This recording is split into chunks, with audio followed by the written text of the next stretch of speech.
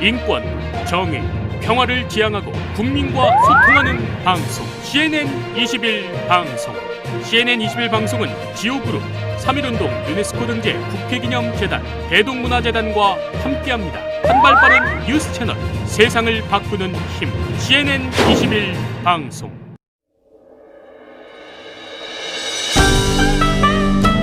시청자 여러분 안녕하십니까? 2021년 1월 18일 시사 이슈 방송 출발합니다. 오늘 전국적으로 폭설이 내리고 있습니다. 특별히 운전하시는 분들 눈길에 안전운전 하시고요. 산천, 농촌, 오천에 피해가 없으시길 바랍니다. 특별히 고향에 부모님들이 계신 우리 출향민들께서는 우리 부모님들께 전화 한 통 안부가 급히 필요할 시간이라고 생각을 합니다. 오늘 문재인 대통령 취임 후 네 번째 신년 기자회견이 있었습니다. 신년 기자회견 소식으로 사단법인 더 좋은 정책연구원 김범태 박사님과 이야기 나눠볼 수 있도록 하겠습니다. 자, 오셨습니다. 안녕하세요. 네, 오늘 버스 타고 이렇게 총총걸음으로 오셨죠? 예. 눈 오면 어떤 생각이 드십니까? 새록새록하죠. 아주 새록새록. 젊은 시절로 돌아가는 그 시절, 지금 예. 바로 생각나는 그 젊은 시절. 그때는 어떤 마구, 젊은 시절이? 그때는 마구 뛰어놀고 그랬죠. 제 고향은 이제 눈이 안 오는 지역이죠. 사실은 고흥이니까. 고흥이니까. 근데 이제 거기서는 눈발 보기 굉장히 힘들어요. 근데 이제 가끔 이제 눈이 오면 막 뛰어놀고 했던 그런 생각이 나요. 완전히 그 젊은 시절, 그 전전 유년 시절이죠. 그렇죠. 예. 저는 젊은 시절 말씀하셔서 선배님께서 지금 대학 시절을 말씀하실까 약간 거기도 했는데, 예, 뭐 유년 시절 상상이 그려집니다. 저도 시골 나주 출신인데 고흥은 더 이제 우리 남해로 좀 내려가지 않습니까요? 풍성한 이 딱딱한 이야기 하지 않고 다음에는 그런 이야기도 한번 들려주시면 좋죠. 예, 너무 예. 감사합니다. 자, 신년후 대통령의 네 번째 기자회견 어떻습니까? 그 이야기 지금 질문지에 놔두고 나서 이렇게 오늘 그 제가 뉴스 검색하면 보니까요, 모 언론사에서 이렇게 나왔더라고요. 역대 대통령 신년 기자회견. 문재인 대통령보다 저기 뭡니까? 노무현 대통령, 그 다음에 김대중 대통령 굉장히 150회 이상을 이렇게 했더라고요. 거기에 비하면 굉장히 작은 횟수다라고 좀 말할 수 있는데 이 부분 이야기 한번 간추려 주고 한번 나가시죠. 이제 여러 가지 요인이 있겠습니다만은 이제 그런 것을 가지고 정식 기자회견만 가지고 이제 뭐 소통을 제대로 못했다 이런 얘기를 많이 하는데, 소통 방식은 꼭 정식 기자회견만 있는 건 아니고 다양한 형태가 있지 않습니까? 어떻든 김대중 대통령이나 노무현 대통령의 경우를 보면 그분들은 워낙 스피치가 또 강성이지 않습니까? 사실은 좀 외람됩니다만은 문재인 대통령께서는 이제 애당초 정치를 하신 분이 아니잖아요. 예. 그런 부분이 아마도 내재되어 있지 않았을까. 그래서 다른 방식으로 소통을 하다 보니까 좀 그런 불통이지. 이제 일반적으로 국민들은 정식 기자회견이라든가 기자들하고 막 하는 것만 소통 방법으로 각인되어 있습니다. 그렇습니다. 예, 아까 뭐 기자회견에서도 잠깐 그런 얘기가 나왔는데 그런 부분 때문에 그런 차이가 있지 않았을까. 공식적으로 대두된 뭐 기자들과 만남 이런 것 때문에 그런 생각이 들어집니다. 이제 자꾸 이제 우리가 그 좀 비교를 하지 않습니까? 예. 그럴 때 보면은 문재인 대통령께서도 오히려 그 촛불 민심으로 해서 이렇게 일어난 우리가 이제 태동된 그 정부이기 때문에 즉각적으로 소통을 많이 해주실 것을 국민 여러분들의 마음은 다 있었을 것입니다. 이제 그래서 이제 방금 이제 기자회견이라고 하는 형식 외에도 다른 소통의 방식이 있었다라고 말씀해 주시는 거고요. 그렇죠. 예를 들면 이제 청와대 춘추관이라든가 뭐 그런 그 방법이라든가 현장을 나가서 직접 소규모이지만 기자들이 계속 따라붙지 않습니까? 그런 방식을 통해서 하고 그러기 때문에 이제 그런 얘기가 나오는 것 같습니다. 알겠습니다. 감사합니다. 굉장히 그 오늘 기자회견 시간이 굉장히 많았고요. 또 상상 초유의 온라인 오프라인 또 기자회견 방식으로 이루어졌고, 또 청와대에서도 특별히 리허설을 뭐 굉장히 수차례 한 것으로 언론에 지금 보도가 되고 있습니다.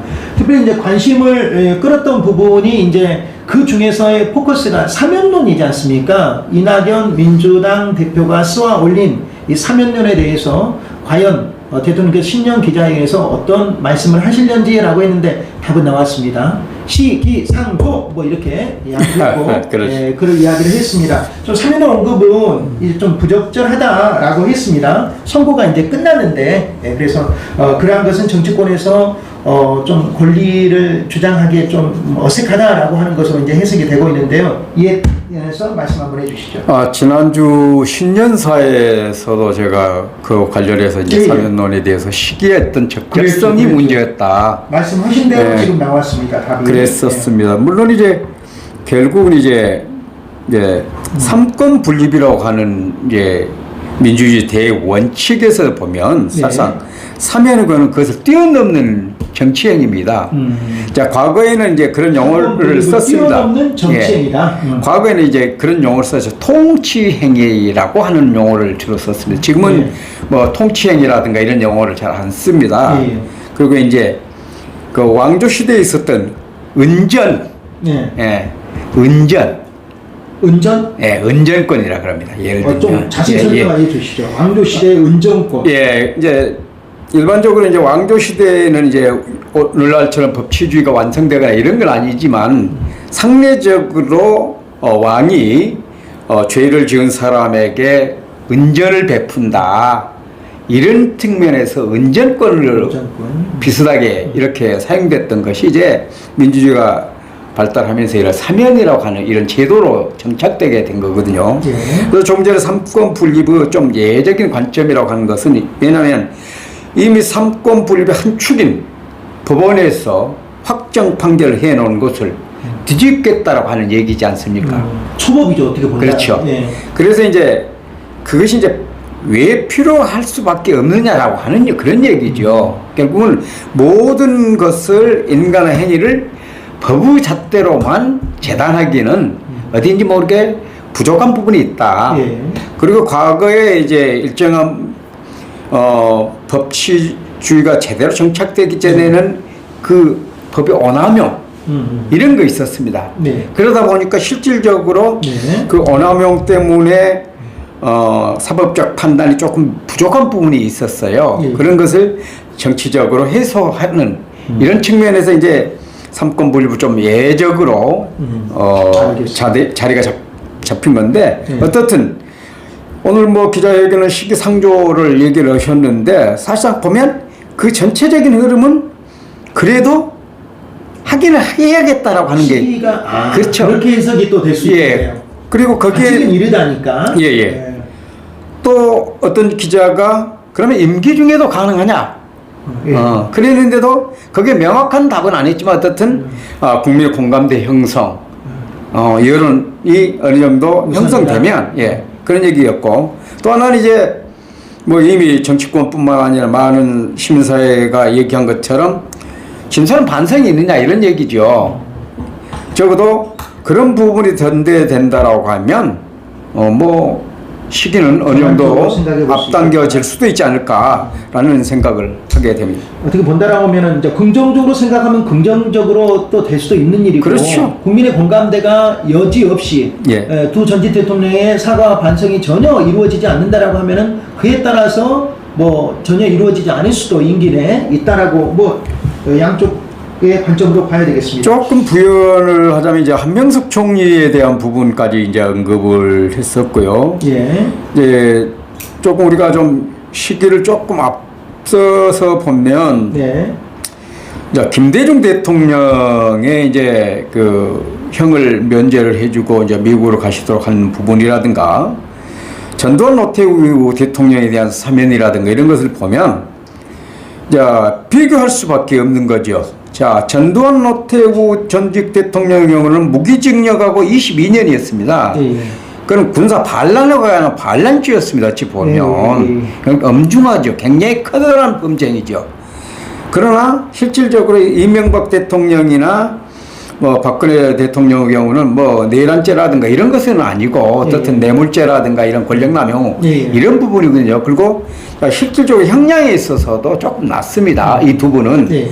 그리고 이제 이분 박근혜 대통령 같은 경우는 이제 또 이미 거의 4년 가까이를 또 구치소에 있었어요. 네. 그리고 이제 전두환이나 노태우 같은 경우 2년도 채 채우지를 못했습니다. 네. 무기징역하고 22년을 살았는데 2년을 채 채우지도 않은 상태에서 어떻든 사면을 해줬거든요. 이런저런 관점에서 조금 비교를 해본다라고 하면 어느 정도 시기가 무리 있고 상황이 뭐 좋아지면 사면할 수 있지 않을까 네. 그런 생각이 들어집니다. 알겠습니다.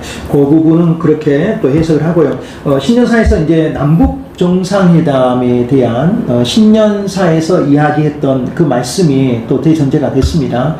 대전환을 이루겠다라고 하는 그런 질문에 대해서 이 대통령의 답변에 이 대전환은 어떤 축을 이룬다고 볼 수가 있겠습니까? 이제 결국은 이제 이것은 미국 바이든 행정부가 이제 3일 후면 출범하지 않습니까? 우리나라 시간으로 하면 이틀 후입니다만은 그런 것과 맞물려서 적어도 이제 싱가포르 북미 간의 대화가 지금 좀 삐끗거렸지 않습니까? 네.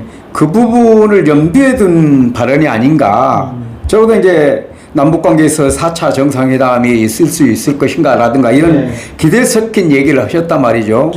거기는 결국은 북한의 비핵화 문제를 어느 정도 가시적으로 뭐 미국이나 우리 정부에 보여줄 것이냐 이것이 뭐 전제가 된다라고 보고 있습니다. 근데 북한이 이번에 그 당대회에서 뭐 여러 가지 뭐 메시지를 보였었는데 미국 바이든 정부를 향해서 자기들이 구상했던 그 군사적인 그 무기 이런 부분을 조금 선보이는데 굉장히 주저했던 것처럼 보이는 그런 부분도 없지 않아 있었어요. 그런 것이 일종의 제스처라고 본다라고 하면 적어도 이제 정치 국제 질서라고 하는 것이 국가 상호 간의 어떤 적어도 실리도 중요하지만 처음 정부가 출범할 때는 거기에 따른 어느 정도 일정한 예의를 서로 갖춘다 그럴까 이런 부분도 없지 않아 있거든요. 그래서 적어도 강대국끼리는 서로 간에 메시지를 주고받을 때 뭐 정상회담을 시기를 뭐 서로 일찍 차지하려고 강대국을 향해서 이런 것들이 있고 그러지 않습니까? 그런 것으로 보면 아까 문재인 대통령께서도 남북 대화 이전에 적어도 한번 한미 간의 정상회담을 가능하면 조속한 시일 내에 가져갈 수 있도록 그런 것을 보면 이 대전환을 이루겠다고 하는 각오가 굉장히 있다 이렇게 볼 수가 있겠습니다. 어떻게 본다라면 초기 지금 우리 촛불 민심정부에 의해서 문재인 정부가 태동이 됐지 않습니까? 그것의 한 축으로서의 남북 정상회담이 첫 스타트가 굉장히 순조롭게 진행이 되어서 아마 미완의 완성을 하려고 하는 대통령의 의지가 있겠다라고 하는 그런 것에 또 방점을 찍고 기대를 한번 해봅니다. 자, 무엇보다 이제 2020년을 넘어서 2021년, 오늘 지금 날짜 보니까 이제 코로나 지금 확진이 약 300명대로 굉장히 줄어든 소식입니다. 그래서 정부에서도 어떻게 본다라고 하면은 국무총리가 이제 방역의 총체적인 이 책임을 다 완수하면서까지 굉장히 의지가 있고 또 그에 대한 것들이 우리가 또 K 방역의 또 효과로 드러났고 지금 이제 당장 또 이제 백신이라고 하는 것이 우리가 앞서 우리가 맞이해야 될 과제와 또 숙제를 안고 있는데요. 대통령의 의지가 또 드러나 있습니다. 코로나19 극복에 대한 대통령의 의지 어떻게 생각하십니까? 정확히 지금 작년 1월 21일 날 코로나19가 우리나라에 이제 확진자가 나타난 기억을 하고 계시군요. 정확히 지금 1년이 살상 그 정도 그렇게 됩니다. 근데 그러다 보니까 이제 워낙 국민의 어떤 피로도라든가 이런 게 누적돼 있습니다. 이제 대통령 입장에서는 K 방역으로 참 세계적으로 대한민국의 어떤 방역 체계를 드높인 선진 방역으로 한 단계 업그레이드 시키는 그런 부분도 없지 않아 있었습니다만은 중요한 것은 이제 기자가 이런 질문을 했어요. 백신이 나오게 되면 대통령이 우선적으로 제일 먼저 백신을 접종할 수 있냐 이런 얘기를 했거든요. 그건 사실상 어찌 보면 질문 같지 않은 질문인데도 불구하고 그러한 질문을 던진 이유는 적어도 백신에 대한 불안정한 이런 모습들이 많이 회자되고 있기 때문에 그리고 외국에서는 지금 몇 명이 바로 백신을 맞은 지 2시간 만에 23명이 죽었다라든가 이런 아주 부정적인 뉴스들이 막 나오고 있습니다. 그 답변에서 대통령이 뭐라고 대답을 그래서 적어도 이런 것 때문에 그런 불신 때문에 백신 접종 안 한다라고 하면 내가 설선해서라도 맞겠다 이런 얘기를 하셨어요. 바로 이런 것들이 저도 코로나 극복에 대한 대통령의 단호한 의지가 아닌가라는 생각을 하고요. 적어도 질병청을 중심으로 해서 이제 질병관리본부에서 치밀하게 이제 검증을 하고 그랬기 때문에 적어도 안전 문제라든가 이런 것은 크게 염려를 안 하셔도 될 거라 저는 생각을 하고 있습니다. 그렇습니다. 대통령께서 지금 기자회견에서 설선해서 내가 먼저 맞겠다. 그런 것이 만약에 의구심이고 궁금증이라고 하면은 또 예방책을 위해서도 맞겠다라고 하는 것이고 코로나19 극복의 의지는 뭐 정부의 의지기도 하지만 온 국민의 의지가 가만히 있지 않습니까? 예, 그렇습니다. 이걸 뭐 자영업자라든지 뭐 또 소상공이라든지 뭐 기업이라든지 아니면 학생이라든지 제대로 지금 갈팡질팡하고 있지 않습니까? 그래서 특별히 기자회견 말미에서도 당부드립니다. 정부를 믿어주십시오라고 하는 간곡한 호소의 이야기를 그렇게 했습니다. 그러니까 이제 이런 거죠. 오늘 뭐 영시를 기준으로 해서 이제 코로나 확진자 300명대로 내려왔습니다. 이건 굉장히 고무적인 현상이죠. 그것은 그동안에 국민들이 많이 협조해 준 덕분이지요. 그렇죠. 굉장히 뭐 자영업자들이 이제 삶이 피폐화된 그런 상황까지 왔음에도 불구하고 이 방역에 적극적으로 협조해 준 대가였거든요. 그런 관점에서 이번에 이제 정부에서도 조금 이제 완화시키는 이런 일들이 있잖아요. 그런데 물론 그 중에는 그것도 미흡하다라고 하는 측면이 있고 또 일부 뭐 집단들은 뭐 특히 뭐 교회 집단이라든가 이런 데서는 뭐 그걸 아랑곳하지 않고 있습니다만 어떻든 코로나라고 하는 이 전염성이 휘발성인 전염성을 갖고 있는 이 문제는 바로 인간 생명권과 직결되기 때문에 지금껏 해온 그 방식 그대로 정부가 추진하고 있는 이런 방역 체계를 좀 따라주는 것이 필요하다. 그래야만이 결국은 얼른 그 자영업자를 비롯해서 이런 규제가 풀릴 수 있지 않을까라는 생각을 하게 됩니다. 생활 현장으로 그렇게 다. 그런데 이제 일부 소수의 일탈이 있었지만 대다수 국민들은 만나본 국민들, 염원하는 국민들은 적극적으로 우리가 해야 된다라는 것에 방점을 찍고 있습니다. 마지막 질문인데요. 공정경제 3법의 입법으로 공정경제에 대한 제도적인 개혁의 틀을 마련하겠다라고 이렇게 이야기를 하셨어요. 우리 시청자 여러분들을 위해서 공정경제에 대한 그 개념 한번 말씀 한번 해주시죠. 이제 공정경제 또 다른 한 축에서는 공유경제 이런 그런 얘기도 들어 쓰고 있습니다. 자, 말씀 그대로 결국은 소비자와 생산자가 예를 들면 공정하게 어떤 분배도 받고 소비도 하고 이런 것을 얘기하죠. 그럼 생산자 소비자의 그 노동자도 포함되어 있습니까? 당연하죠. 거기에 이제 큰 틀에서 이제 상법 개정하냐고 공정거래법 개정 그리고 금융그룹의 복합금융그룹에 대한 이제 개정안입니다. 근데 이제 경제인들의 측면에서는 왜 이렇게 규제하는 법을 자꾸 만드느냐 이런 얘기고 노동자들을 비롯한 일반 서민들은 그것도 부족하다 또 이런 얘기거든요. 근데 핵심은 결국은 이제 상법 같은 경우는 굉장히 오랜만에 지금 개정을 했었습니다. 이번에 상법은 뭐 수십 년 만에 지금 아마도 개정한 그런 경우인데 이제 잘 아신 것처럼 경제 지표라고 하는 것이 주식 지표, 주가로 많이 표시되지 않습니까? 그렇죠. 그럼 우리나라뿐만 아니라 전 세계가 주가로 표시가 되는데 근데 요즘 많이 이제 개미라고 하는 말을 많이 들어봤습니다. 개미. 동학개미. 이런 소액 주주들이 과연 얼마만큼 도움을 받았느냐 이런 얘기죠. 그래서 상법 개정의 경우는 이제 소액 주주들의 경영 참여라든가 이런 것을 좀 보장해주는 이런 측면이고요. 특히 이제 다중소송제라 그래가지고 이제 방금 말씀드렸던 그 소액 주주라든가 이런 소수민들의 이익을 좀 대변할 수 있는 이런 법적인 그 보장책을 만들어주는 것이 이제 다중소송제입니다. 그리고 이제 공정거래법 같은 경우는 이제 공정거래위원회가 이제 사실상 경제계의 검찰이라고 얘기하지 않습니까? 공정거래위원회라고 한 게 경제계의 검찰이라고 해서 거기에는 전속 고발권이 있습니다. 사법권인데. 그래서 그런 것을 폐지한 거라든가 예를 들면 대기업의 어떤 지배 구조를 좀 개선하는 이런 것이 있는데 결국은 우리나라는 여전히 대기업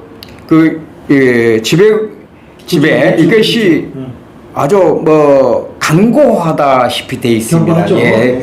그래서 이런 것들을 좀 대기업의 어떤 권한을 좀 남용을 막고 이런 것에 주안점을 둔 것이 공정거래법 개정안이었고요. 예. 그다음에 복합금융그룹의 이제 그 개선법인데, 예, 이것은 사실상 이제 그 일반적으로 금융을 하고 있는 기업들이 거기에 맞물려 있지 않습니까? 예. 그룹들이 이제 거대 기업들이 금융업도 같이 하고 있고 예. 이제 그런 것인데, 그런 것들의 어떤 지배 구조를 좀 완화해야 된다. 예. 그런 얘기죠. 근데 그럼에도 불구하고 아까 말씀드린 것처럼 경제계에서는 그것들이 오히려 기업을 위축시킨다라고 얘기를 하고 있습니다.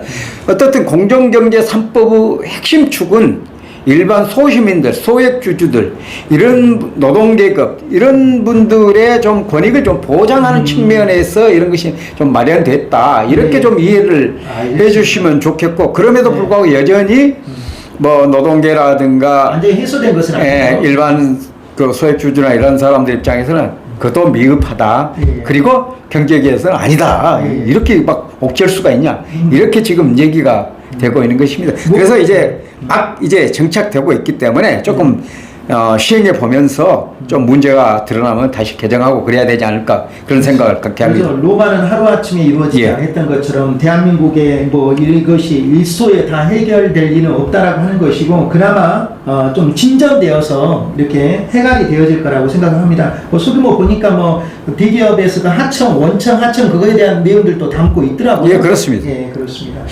예, 시청자 여러분, 예, 감사합니다. 예, 어떻게 들으셨습니까? 오늘 사람모임 더 좋은 정책연구원 김범태 박사님께서 특별히 사명권에 관한 대통령의 언급은 아마 민심을 따라서 또 여론을 따라서 뭐 이제 이후 평론가들이 이야기하는 것처럼 3월이나 8월 아직은 시기상조라고 아마 할 것이다라고 하는 그런 언급이 정확하게 대통령의 그 의견의 통치에 드러난 것으로 봐서 관찰력 있게 이렇게 말씀을 해주셨습니다. 아울러 뭐 질문을 드린 코로나19 극복 과제나 그리고 남북한의 대친전, 공정경제 3법, 입법 3법에 대한 제도적인 기틀을 마련하겠다라고 하는 말씀까지 4가지 질문에 대한 답변을 듣는 것으로 오늘 문재인 대통령 기자회견, 신년 기자회견을 올해 관해서 시사 이슈 이야기 나눠봤습니다. 오늘 여기까지 말씀 듣겠습니다. 고맙습니다. 감사합니다. 네. 시청자 여러분, 문재인 대통령 우리 취임 4년차 기자회견, 4번째 기자회견이라고 하죠. 이 내용으로 사람보민 더 좋은 정책연구원 김범태 박사님과 이야기를 나눠봤습니다. 유튜브로 해서 계속 방송에 나갈 건데요. 우리 김범태 박사님의 이 시사 이슈 대담 구독도 많이 눌러주시고 많이 전파도 해주셔서, 특별히 지금 유튜브 방송으로 나가는 것은 아마 굉장히 빠른 속도로 이렇게 점심 식사까지 우리가 시간이 되었는데 식사 바로 맞추고 저희들이 방송을 하는 것이거든요. 그러니까 관심 있게 이 방송 여러분 청취해 주시고 구독, 조회수 이렇게 여러분 부탁드립니다. 폭설에 특별히 우리 집안 관리 또 차량 관리 주의해 주시고요. 문재인 대통령의 바로 신년 기자회견 마지막은 우리 정부를 믿고 꼭 우리 같이 동참해 주라고 하는 대통령의 당부의 강곡한 호소가 있었습니다. 이 호소에 우리가 같이 호응하는, 고객을 위해 우선하는 우리 위대한 국민이 되었으면 좋겠습니다. 지금까지 보도제작의 김주석, 진행의 저는 임영이었습니다. 고맙습니다. 네.